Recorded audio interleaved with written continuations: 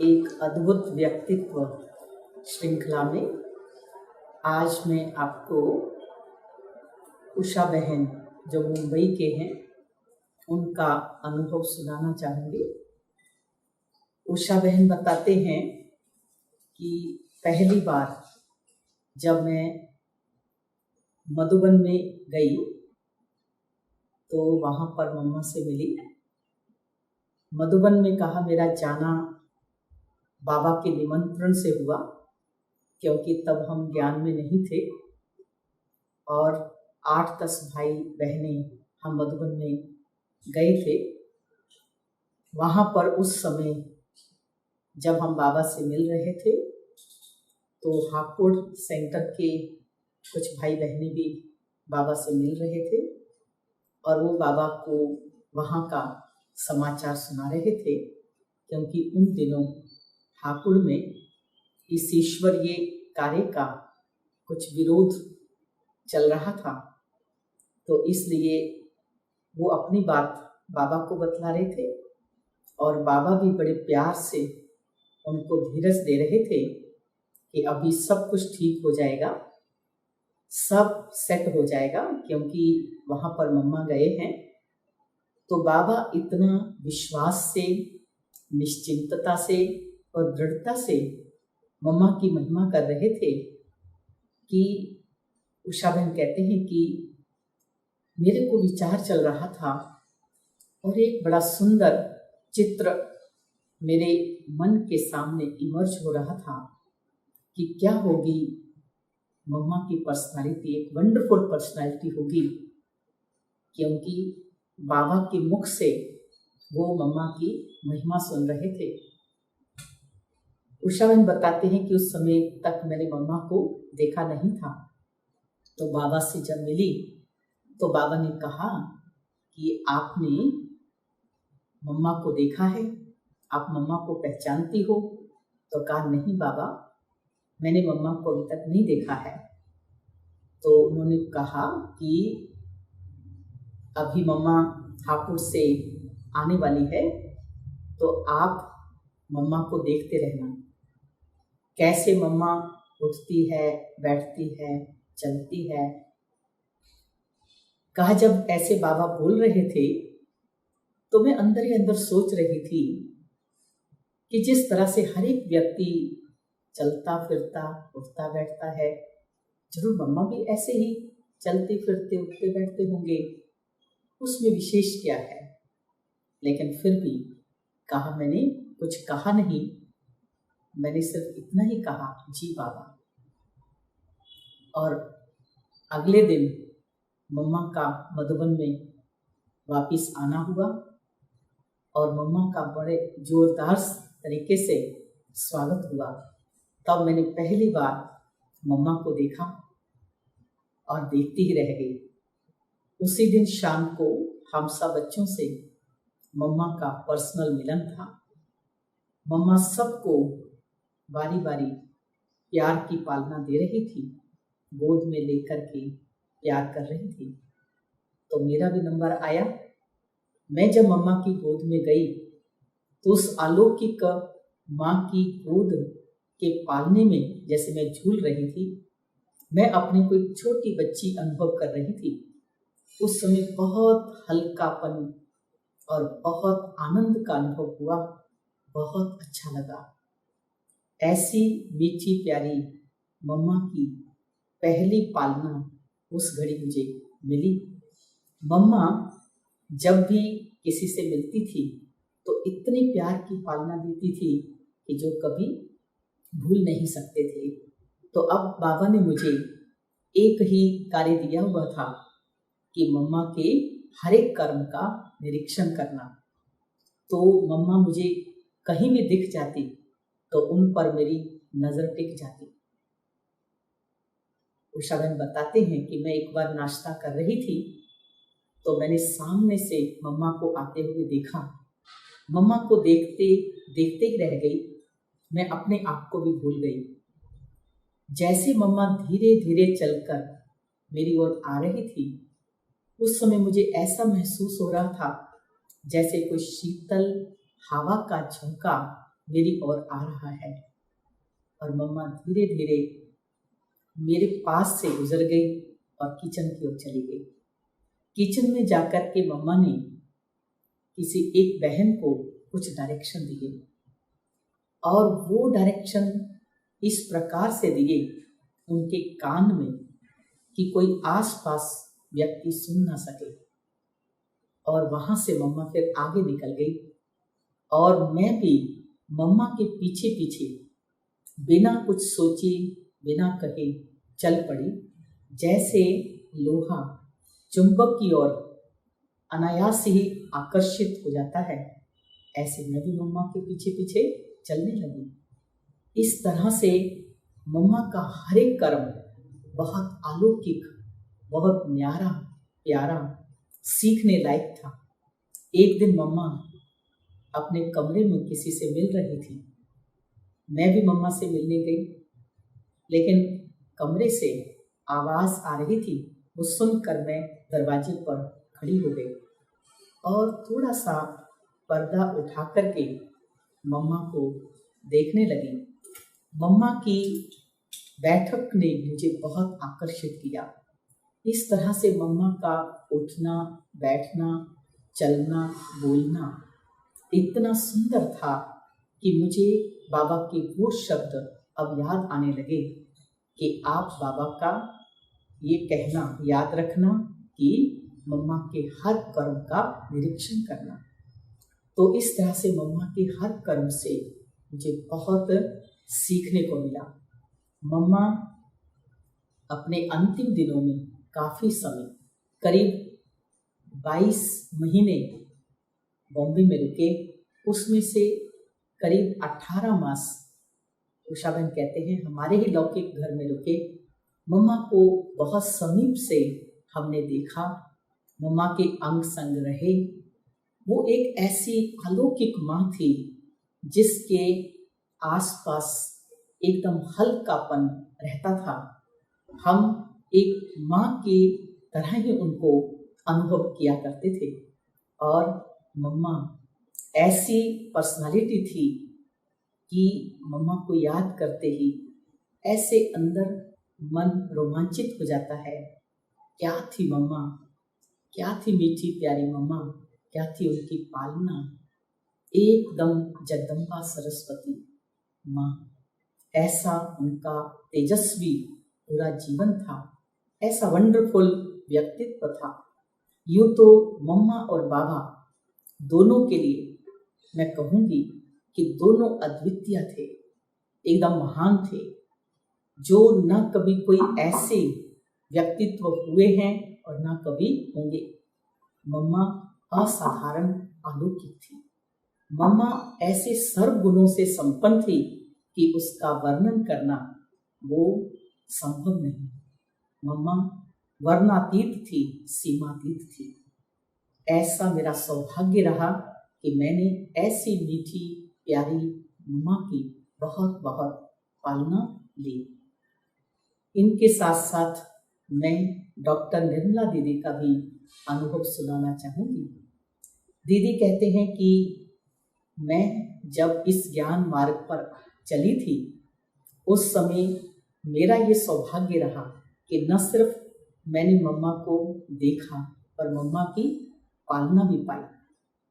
दीदी कहते हैं कि भले ही मेरे ज्ञान में चलने के बाद मम्मा 2.5 साल ही साकार में रही, पर फिर भी मैंने उनसे बहुत पालना पाई, क्योंकि मम्मा उस समय काफ़ी समय मुंबई में थे। दीदी कहते हैं जब मैं बाबा से मिली तो बाबा कहते थे कि ये मम्मा का फूल है, मम्मा की रचना है। मम्मा एक बार मुंबई में आए हुए थे, वाटरलू मेंशन सेंटर पर थे। वहाँ पर मम्मा रोज शाम को प्रवचन किया करते थे। एक सार्वजनिक सभा होती थी। तो उषा बहन जो समय ज्ञान में आ चुके थे, उनका मुझे निमंत्रण कार्ड प्राप्त हुआ कि मातेश्वरी जी यहाँ आए हुए हैं, तो आप उनका प्रवचन सुनने के लिए आओ। तो मैंने उस समय इतना ध्यान नहीं दिया, परंतु फिर शुक्रवार को उन्होंने मुझे फ़ोन किया और कहा कि आपका रविवार का क्या प्रोग्राम है? दीदी कहते मैंने कहा मैं फ्री हूँ। तो कहा फिर आप मातेश्वरी जी का प्रवचन सुनने के लिए आएंगे? दीदी कहती मैंने हाँ कहा और समय पर मैं प्रवचन सुनने के लिए पहुंच गई। दीदी कहते हैं कि न सिर्फ मुझे मम्मा के प्रवचन सुनने का सुअवसर मिला, परंतु मम्मा से पर्सनल मिलने का भी सौभाग्य मिला, क्योंकि उस समय मम्मा 9 मास मुंबई में रुके थे, क्योंकि उस समय लक्ष्मी नारायण के चित्र बन रहे थे और मम्मा डायरेक्शन दे करके चित्र बनवा रहे थे।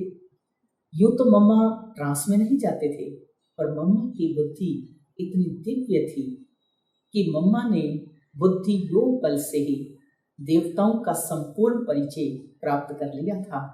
इसलिए मम्मा चित्रकारों को डायरेक्शन देकर चित्र बनवा रहे थे।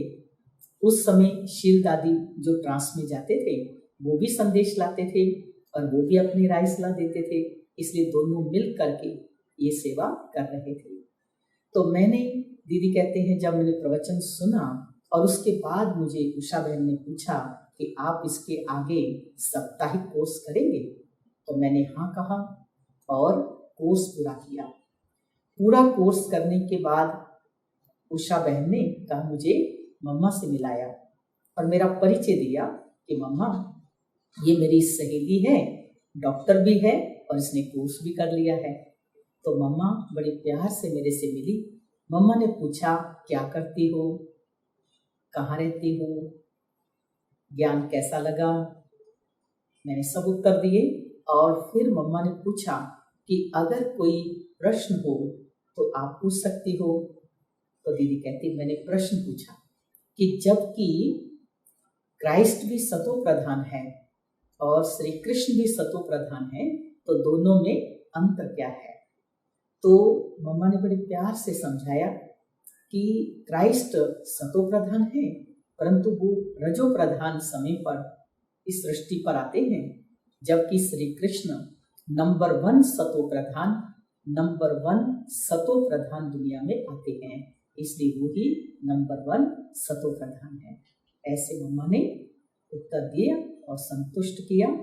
और दीदी कहते हैं कि मम्मा का रोज सुबह क्लास चलता था, पर मैं सुबह सवेरे क्लास करने नहीं आ सकती थी। डॉक्टर होने के नाते मैं हॉस्पिटल जाती थी, सुबह मुझे जाना होता था। तो रविवार के दिन मैं सुबह मम्मा की क्लास में जाती थी और मम्मा क्योंकि धारणा की मूर्ति होने के कारण धारणा पर क्लास कराते थे, सभी उस क्लास को बहुत पसंद करते थे, बहुत आकर्षण सबको होता था, इसलिए बहुत बड़ी सभा लगती थी। तो इस तरह से मम्मा धारणा की मूर्ति थी, नियमों में पक्की थी, मर्यादाओं में बहुत पक्की थी। इसलिए मम्मा को एक बार कहा कि एक मिनिस्टर मिलने के लिए आए, जिनसे मिलते मिलते काफी लेट हो गया, रात के 12 बज गए और मम्मा देरी से सोए, पर फिर भी सुबह समय पर उठ करके मम्मा अमृत पिला करने बैठ गई। तब रमेश भाई जी ने पूछा मम्मा आप तो रात को देरी से सोए थे और इतना जल्दी कैसे उठ गए? तो मम्मा ने कितना सुंदर उत्तर दिया, जब एक मिनिस्टर से मिलने के लिए मैं रात को जाग सकती हूँ, तो क्या मैं अपनी पीयू से मिलने के लिए सुबह नहीं उठ सकती? इस तरह से मम्मा ने कभी भी अमृत वेला मिस नहीं किया। मम्मा जब प्रवचन देती थी तो एकदम सबके दिल को लग जाता था और सहज सबके जीवन का परिवर्तन हो जाता था। ऐसी मम्मा पाप नाशनी, विघ्न विनाशक थी। मम्मा के पास ऐसी बांधेली माताएं भी आती जिनके पति या बच्चे उनको ज्ञान मार्ग पर चलने में विघ्न डालते थे, तो वो माताएं अपने पति या बच्चों को मम्मा के पास मिलाने ले आती थी। मम्मा उनकी भी बड़े प्यार से सेवा करती, उनको पूछती हालचाल और फिर ज्ञान में चलने के लिए साप्ताहिक कोर्स करने की प्रेरणा देती और वो मम्मा का कहना मान करके कोर्स भी कर लेते और उनके जीवन में बहुत सुंदर परिवर्तन भी आता। इस तरह से वो विरोध करना छोड़ करके अपनी माँ का या पत्नी का सहयोगी बन जाते।